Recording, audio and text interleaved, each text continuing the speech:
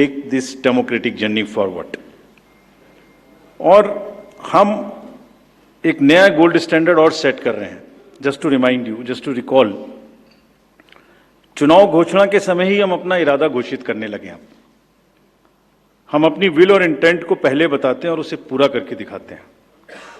Just to take you down the memory lane, Lok Sabha के चुनाव के समय, हम अनाउंसमेंट के समय हमने वादा किया था कि हम 4M की चुनौतियों से निपटेंगे और हिंसा, पुनर्मतदान, धन और सोशल मीडिया के दुरुपयोग की अनुमति नहीं देंगे। और आप सब जानते हैं कि हमने वो करके दिखाया। भारत के चुनावों की गोल्ड स्टैंडर्ड्स की कड़ी में हम एक और नया अध्याय लिख रहे हैं।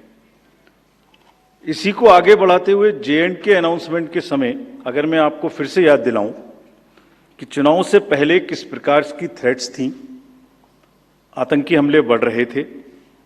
लोग, आप सब लोगों में से बहुत लोग ये भी पूछ रहे थे कि पता नहीं चुनाव आयोग J&K में चुनाव कराएगा कि नहीं कराएगा।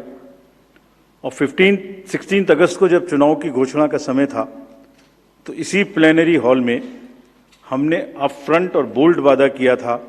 और मुझे याद है मैंने कहा था कि जमहूरियत के जश्न में आपकी शिरकत दुनिया देखेगी नापाक इरादों की शिकस्त की कहानी।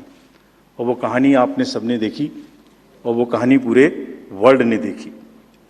चुनाव को इंड्यूसमेंट फ्री बनाया गया और जहां J&K में चुनाव कराने का विषय होता था वहां सीजर्स में 130 करोड़ रुपए के सीजर्स हुए, which is 100 times more than 2014 elections. तो पहले ये बात भी नहीं होती थी कि सीजर्स भी करना है, इस पावर को रोकना भी है। Similarly in Haryana, seizures were to the tune of around 75 crores, 4 times more than 2019 elections.